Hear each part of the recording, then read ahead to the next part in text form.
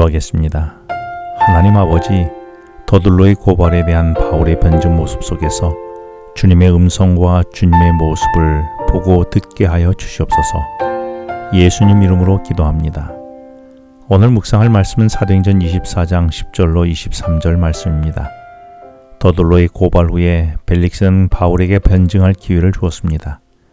이때 바울은 10절에서 여러 해 전부터 이 민족의 재판장이 된 것을 내가 안다며 그동안 당신은 뇌물로 판결을 굽게 해온 것이 소문난 사람이지만 이제는 바르게 판결해 주기를 원한다는 표현이었습니다. 그러면서 11절부터 그동안의 자신의 행적을 말했는데 11절에서 자신은 예루살렘에 온 지 12일밖에 되지 않았다고 말합니다.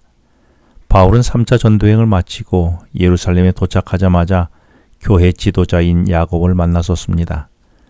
그리고 야고보의 제안에 따라 다음 날부터 7일 동안 나실일 결례에 참석했고 결례가 마치는 날에 예루살렘의 유대인들이 바울을 죽이려고 하자 천부장이 바울을 그의 관적 감옥에 가두었는데 천부장이 바울이 로마 시민인 것을 알고 그 다음 날인 8일째 되는 날에 산헤드린 공회에서 바울을 세워 죄목을 물었지만 소란으로 재판이 멈추었고 9일째 되는 날에는 유대인들의 바울 암산 계획이 있음을 알고 천부장이 바울을 밤에 가이사랴 총독 벨리스에게 긴급 이송했습니다.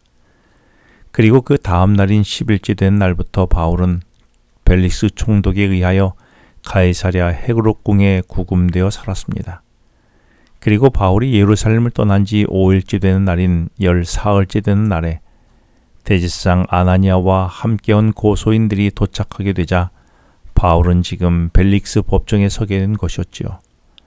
바울은 이런 과정이 있는 자신의 일정에 대하여 11절에서 자신이 예루살렘에 도착한 지 12일밖에 되지 않았다고 강조했는데 그 이유는 더들로가 고발한 로마 제국의 평화를 위협하는 반란자로서의 폭동을 일으키기에는 시간적으로 불가능했음을 말하고 있는 것입니다.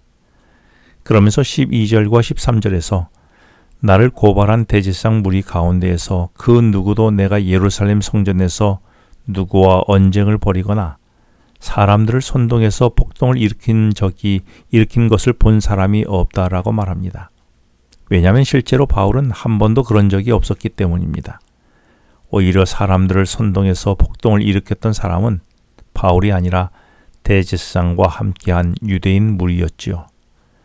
이어서 바울은 14절부터 자신이 한 것이 있다면 유대인들이 십자가에 못 박아 죽인 예수 그리스도의 도를 믿고 쫓는 것뿐이라고 말했습니다.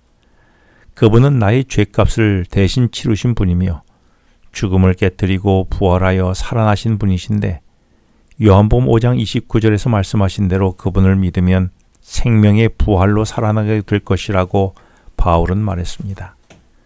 그러면서 16절에서 나는 언제나 하나님께 대해 양심의 꺼리낌이 없기를 힘썼다라고 말합니다.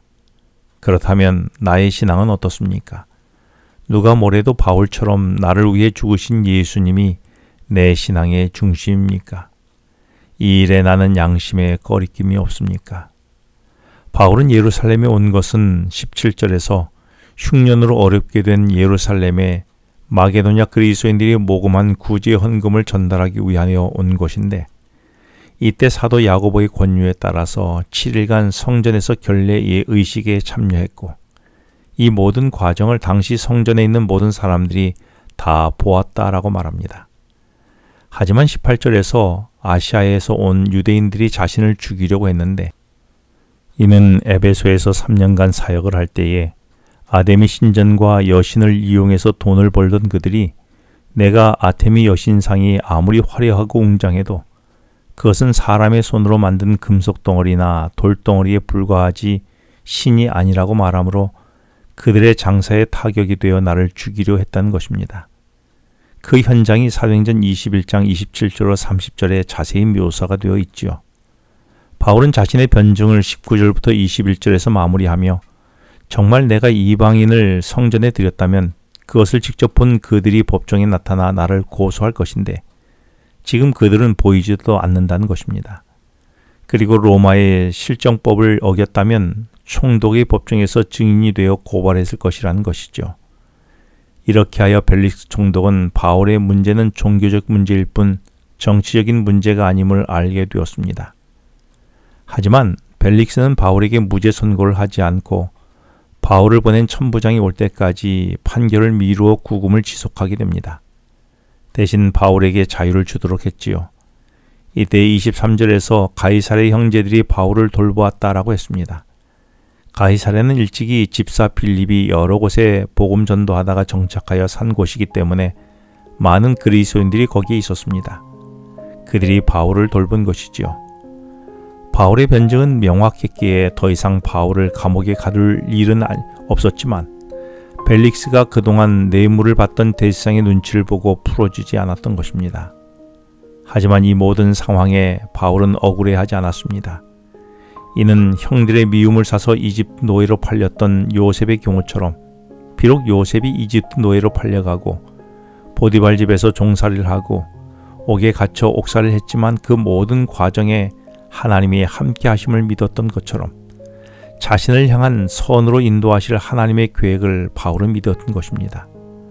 오늘 나에게는 생각지 못한 어떤 억울한 경험을 하고 있습니까? 하지만 모든 진실을 아시는 주님이 나를 향한 계획이 있음을 나는 믿고 있습니까? 그렇다면 그 섭리에 따라 오늘의 나의 삶에 성실히 임해야 하지 않을까요? 기도하겠습니다. 하나님 아버지, 가장 좋은 길로 가장 좋은 때에 저를 세우기 위하여 준비해 주시는 주님을 믿게 하여 주시옵소서. 예수님 이름으로 기도합니다. 지금은 개인 기도 시간입니다. 오늘 주신 말씀을 묵상하면서 주어진 기도 제목과 개인 기도 제목을 놓고 기도하시겠습니다.